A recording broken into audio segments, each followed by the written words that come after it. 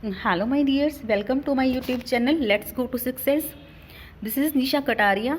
आज हम पढ़ने जा रहे हैं कॉस्ट अकाउंटिंग, इसका मीनिंग और इसके बेसिक प्रिंसिपल्स। अब देखिए, कॉस्ट अकाउंटिंग में दो वर्ड्स यूज़ किए गए हैं, कॉस्ट एंड अकाउंटिंग। कॉस्ट का मीनिंग क्या है कि कोई भी प्रोडक्ट को बनाने में टोटल उसका खर्चा कितना आ रहा है, उस प्रोडक्ट पर कितना मटेरियल खर्च हो रहा है, कितना लेबर एक्सपेंसेस हो रहा है और कितना ओवरहेड हो रहा है, टोटल उस प्रोडक्ट पे खर्चा कितना आ रहा है, कितनी उसकी कॉस्ट है। और अकाउंटिंग का मीन्स क्या है, रिकॉर्ड करना, एनालाइज करना सभी ट्रांजेक्शन्स को। तो कॉस्ट अकाउंटिंग का मीनिंग क्या है कि कॉस्ट को रिकॉर्ड करना, एनालाइज करना कि कॉस्ट ज़्यादा है या कम है, अगर हमें कॉस्ट ज़्यादा लग रही है तो उसको कंट्रोल करना। तो ये सारी जो प्रोसेस है वो आती है कॉस्ट अकाउंटिंग के अंदर। जो कॉस्ट अकाउंटिंग है वो क्या है, एक अकाउंटिंग की ही एक ब्रांच है।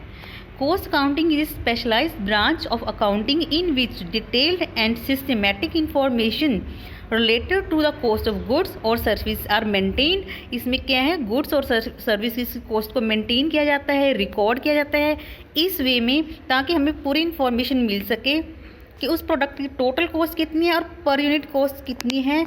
And guidance for the analysis and control of cost. अगर टोटल कॉस्ट और per unit cost expected cost से और स्टैंडर्ड कॉस्ट से ज़्यादा है तो उसको कंट्रोल कैसे किया जाए, तो ये क्या एक मैनेजमेंट के लिए बहुत ज़्यादा हेल्पफुल है।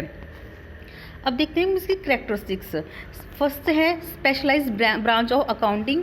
कॉस्ट अकाउंटिंग एक ब्रांच है, इसमें भी अकाउंटिंग की तरह ही डाटा को कलेक्ट किया जाता है, क्लासीफाई किया जाता है, रिकॉर्ड किया जाता है, डिटरमाइन किया जाता है और कंट्रोल किया जाता है।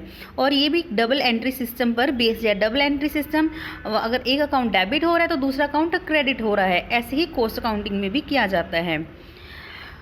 नेक्स्ट है कॉस्ट अकाउंटिंग आर्ट भी है, साइंस भी है, लाइक अकाउंटिंग की तरह। इसमें क्या है, फाइनेंशियल अकाउंटिंग की तरह जो आर्ट और साइंस है, क्योंकि इसमें भी रूल्स और प्रिंसिपल्स को फॉलो किया जाता है।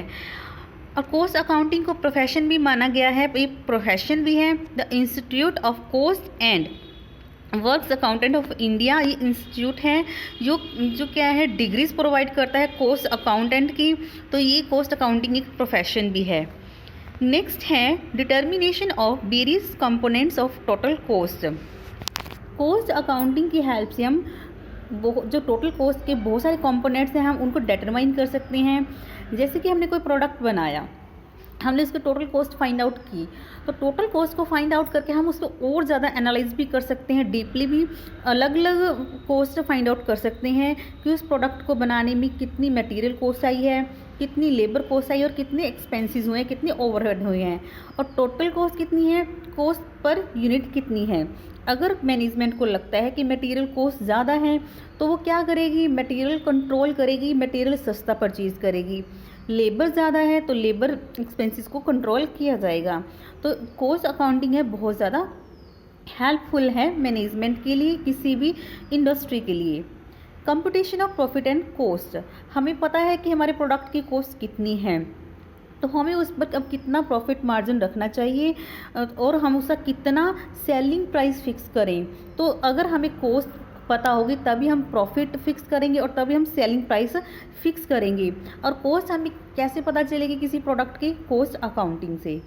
नेक्स्ट है हेल्पफुल टू मैनेजमेंट, ये तो हम पढ़ ही चुके हैं, कॉस्ट अकाउंटिंग मैनेजमेंट के लिए बहुत ज़्यादा हेल्पफुल है।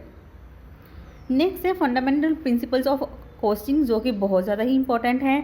फर्स्ट है cost is related to its cause. इसका मतलब है कि कॉस्ट जिस चीज़ की हुई है उसी को चार्ज की जाएगी, दूसरी किसी सेंटर पर कॉस्ट सेंटर पर या फिर दूसरे किसी प्रोडक्ट पर, दूसरी किसी डिपार्टमेंट पर चार्ज नहीं की जाएगी, सेम डिपार्टमेंट भी चार्ज की जाएगी। जैसे फैक्ट्री का रेंट है, उसका ऑफिस एक्सपेंसेस में चार्ज नहीं किया जाएगा, वो खर्चा फैक्ट्री के अकाउंट में ही डाला जाएगा। हमें एक मशीन की रिपेयरिंग की जो रिपेयरिंग चार्जेस हैं वो उसी मशीन के अकाउंट में डाले जाएंगे, ना कि दूसरी मशीन के अकाउंट में चार्ज कर सकते हैं। तो कॉस्ट क्या है, इसके कॉस्ट से रिलेटेड है, जिसका खर्चा होगा उसी अकाउंट में वो डेबिट और क्रेडिट कर दिया जाएगा। नेक्स्ट है cost is charge after is incurred. जब कॉस्ट तभी चार्ज की जाएगी जब वो खर्चा हो गया है। ये नहीं है कि वो खर्चा फ्यूचर में होगा, हम अब उसको अभी चार्ज कर रहे हैं, उसके होने के बाद ही वो कॉस्ट को चार्ज किया जाता है। Cost unit is not charge with selling cost while it is still under manufacture in the factory. कहते हैं कि एक हमारे दो डिपार्टमेंट है, एक तो हमारा प्रोडक्शन डिपार्टमेंट है, एक हमारा सेल डिपार्टमेंट है। प्रोडक्शन डिपार्टमेंट में अभी प्रोडक्ट बन रहा है, जब तक वो बन रहा है हम उसको चार्ज नहीं कर सकते सेल डिपार्टमेंट में।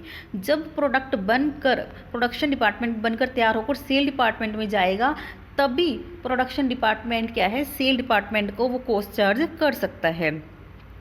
लाइक दैट अब नॉर्मल लॉसेज हो जाता है, फायर लग जाते हैं, थेफ्ट वगैरह से, तो वो खर्चे भी क्या हैं, चार्ज नहीं किए जाएंगे किसी भी डिपार्टमेंट को, वो अलग कैटेगरी में रखे जाएंगे। अब normal cost are excluded from costing, वही है लॉस बाय फायर, थेफ्ट और एक्सीडेंट, इनको हम अलग रखेंगे। Concept of conservatism, financial accounting में कंजर्वेटिज्म का कंसेप्ट फॉलो किया जाता है। जैसे कि क्लोजिंग स्टॉक है, क्लोजिंग स्टॉक को हम अकाउंट्स में कौन सी वैल्यू पर रिकॉर्ड करेंगे, कॉस्ट प्राइस और मार्केट प्राइस, जो दोनों में से लेस होगी। लेकिन जो कॉस्ट अकाउंटिंग में इस कंसेप्ट को फॉलो नहीं किया जाता, इसमें सिर्फ कॉस्ट पर ही गुड्स को वैल्यूड किया जाता है। डबल एंट्री सिस्टम को प्रिंसिपल को फॉलो किया जाता है, वन अकाउंट डेबिट होगा और दूसरा क्रेडिट होगा। ये बहुत ही ईजी टॉपिक था, आई होप आपको समझ आया होगा। Thank you.